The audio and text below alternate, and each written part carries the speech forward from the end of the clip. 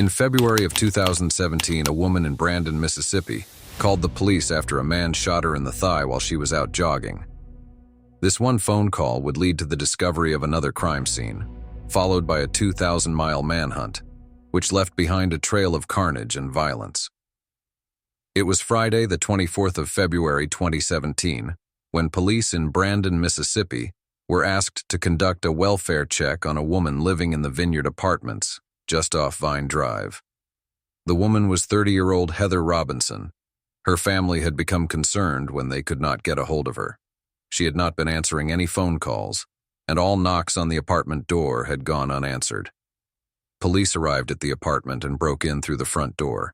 Inside, they found the lifeless body of Heather. She had been strangled to death. As police searched the apartment, they noticed that Heather's white 2012 GMC Arcadia was missing. Her mobile phone was also absent from the apartment. That same morning, police in Brandon also responded to a random drive-by shooting. It was around 5 a.m. that morning when a woman was jogging along Castlewoods Boulevard, just a stone's throw away from the Vineyard Apartments. As the woman jogged along the side of the road, a man in an SUV slowed down beside her. She described the man as a white male with facial hair. He rolled down his window and shot the woman in the thigh before speeding off. Thankfully, the wound was not life-threatening, and the jogger was able to call the police before calling paramedics. It wouldn't take police long to link the murder of Heather to the drive-by shooting. The white SUV the jogger described sounded exactly like Heather's car, which was missing from her apartment. Even more disturbing, the man the jogger described sounded exactly like Heather's boyfriend, 28-year-old Alex Bridges Deaton. Heather and Alex had been dating since around August of 2016. Heather worked in the emergency department at Merritt Health River Oaks, where she was known as a valued member of the team. She had obtained a BS degree in nursing and absolutely loved working in the medical field. Police would announce to the public that Deaton was wanted in connection with Heather's murder and the shooting of the jogger. Sheriff Brian Bailey stated, "Deaton's physical description, the description of the white SUV missing from the deceased victim, the proximity of the two incidents, and the physical evidence collected at the Castlewoods Boulevard shooting, Deaton is a suspect in both cases." A nationwide search would be launched for Deaton, and a $2,500 reward for information on his whereabouts would immediately be announced by Crime Stoppers. Deaton was described as standing at around 5 feet 9 inches tall and weighing around 170 pounds. He had hazel eyes and short brown hair.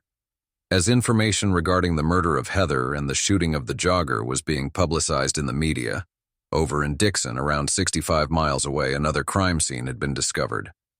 69-year-old Brenda Prentice had told her husband Wayne that she was going over to the Dixon Baptist Church, located on Highway 21 South, to clean. Brenda cleaned Dixon Baptist Church every single week. When Brenda didn't return home, Wayne first tried to contact her by calling. However, Brenda wasn't answering her phone. Wayne began to worry and decided to drive over to the rural church to investigate.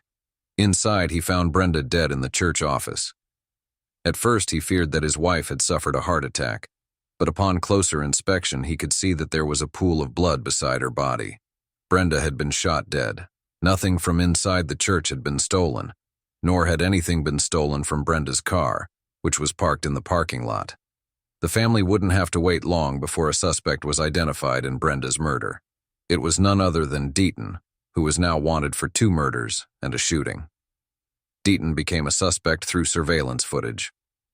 Shortly after Brenda had arrived at the church to clean, a white SUV was spotted traveling on Highway 21 South in Dixon, coming from the direction of Philadelphia. Other witnesses then spotted the SUV entering the church parking lot, where it remained for several minutes. When the SUV left the church parking lot, it traveled back south on Highway 21, heading towards Forest.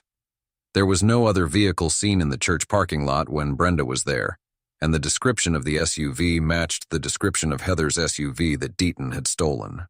Deaton was considered armed and extremely dangerous, and police urged the public not to approach him if they saw him, but instead to immediately call the police. The reward fund was quickly upped to $2,700. Crime Stoppers were offering $2,500, the FBI was offering $20,000, and the Rankin County Board of Supervisors added $5,000. With the manhunt on, reported sightings began to flood in. There were a total of 70 calls from coast to coast. Somebody believed they had spotted Deaton in California, while another person believed they saw him getting off the E train in Queens, New York. Deaton was also allegedly spotted in Heather's SUV near Tulsa, Oklahoma. Deaton had an ex-wife in Tulsa, and there was an immediate fear that he could have been trying to reach her, possibly to harm or even kill her. Police tried to piece together a timeline of events. With 2 murders and 1 aggravated assault, it was necessary to determine what had happened first and what the motivation behind the senseless murders was. The investigation uncovered that Heather had been killed first. She had been strangled to death by Deaton in her own apartment on the 22nd of February. As Sheriff Bailey stated, "I believe she was trying to break up with him and he wasn't going to have it. He wasn't going to let her go. I think he went into a fit of rage. I believe he killed her first, and after that, everything went downhill." Heather had last been seen alive on the 22nd of February, leaving work. She texted a friend happy birthday at around 8 p.m. and informed the friend that she had broken up with Deaton. After the double murder and the shooting, things continued to go downhill. By this point, Deaton had traveled across state lines. Over the weekend, Deaton was reported to be in New Mexico. He shaved his head, presumably as a way to try and conceal his identity. A young couple had been parked in the parking lot of La Luz Trailhead in Albuquerque, New Mexico, after finishing a hike, when Deaton came out of the wooded area beside their car, a white 2001 Honda Civic, and pointed a gun at them. He ordered the young couple, 19-year-old Devin Philo and 18-year-old Sarah Reeves, into the trunk of their own car. Terrified, Devin and Sarah tried to think of ways to escape. They knew that the man who had stolen their car was Deaton and that he was wanted for murder. As the car slowed down, Devin pulled the emergency release lever in the trunk, and he and Sarah made a bid for escape. Deaton jumped out of the car and took off after them. He aimed his gun and shot. Devin was hit once in the buttocks, and the bullet grazed Sarah. Devin fell to the ground as Deaton chased Sarah and grabbed her. Devin was able to jump back into the Honda Civic and escape, leaving Sarah behind. Deaton dragged Sarah to a nearby home where he ordered the occupants to give him the keys to their van, which was parked in the driveway. Meanwhile, Devin drove a short distance away where he came across a man with a truck parked at the side of the road. Devin abandoned the Honda Civic and climbed into the man's truck. The man then called 911. The man then handed the phone over to Devin. The fear in Devin's voice is audible. He had no clue whether his girlfriend had been killed or not. He believed that based on Deaton's actions after they fled, she had most likely been killed. He was terrified that Deaton was going to come back and finish him off. Devin gave the 911 operator a detailed description of Deaton as well as Sarah. He then asked the driver of the truck to drive them somewhere safe. Meanwhile, as Deaton made his getaway with Sarah in the stolen van, they came across the abandoned Honda Civic. Devin was very smart to ask the passerby to drive them somewhere safe. If he had waited at the side of the road alongside the Honda Civic, it was very likely that Deaton would have shot them or at least tried to when he came back down the mountain. Deaton decided to ditch the van and instead climb back into the Honda Civic. They were at the intersection of Tramway Boulevard and Forest Road 333. Sarah noticed a fire marshal nearby, and as Deaton tried to order her back into the Honda Civic, she made a break for it. She bolted from the Honda Civic. When she escaped, Deaton ditched the van and climbed back into the Honda Civic. Much like Devin, Sarah too would make a full recovery. While the couple had identified their attacker as Deaton, police were able to conclusively link him to the carjacking and shooting. Deaton was continuing his rampage through the Central States. He proceeded to send a number of text messages to his friends and family. Most of the messages were incoherent, but there was one message in which he spoke about killing somebody in a church and alluded to other killings. While police were tracing Deaton's cell phone for a brief period, he then went radio silent. He was a former worker at AT&T, and police speculated that, with his knowledge of cell phone technology, he was able to hide his location. Deaton then resurfaced near the Kansas border. Entering into southern Kansas, he was pulled over for traffic violations. The deputy that pulled him over wasn't initially aware that the car had been stolen and that the man driving the car was wanted for 2 murders and a drive-by shooting. However, the deputy then discovered that the Honda Civic had been reported as stolen from New Mexico. As he tried to pull Deaton over, Deaton fled from the scene. When it became apparent that the deputy knew who he was, he was able to evade a roadblock at around 4:30 a.m. After losing police, Deaton crashed the car and fled on foot. From there, he came across a convenience store in Pratt, Kansas. As he entered the store clerk, 19-year-old Riley Jewell, was in the back making donuts. Riley came to the front of the store and stood behind the counter, expecting Deaton to just be another customer. Deaton stood there for a few minutes before coming up to the counter. He pulled out his gun, pointed it at Riley, and demanded his car keys, stating he didn't want anything other than the car. Riley walked over to his jacket, retrieved the car keys, and handed them over to Deaton without any issues. Deaton then raised his gun and shot Riley at point-blank range in the stomach. Deaton fled from the convenience store and stole Riley's black Cadillac. While Riley was in critical condition, he managed to call 911. He gave them a description of Deaton and the car that he had stolen, describing him as a bald guy with a heavy coat. Riley then called his mother. He lay on the floor, bleeding profusely from the wound, completely unaware if he was going to survive the terrifying situation.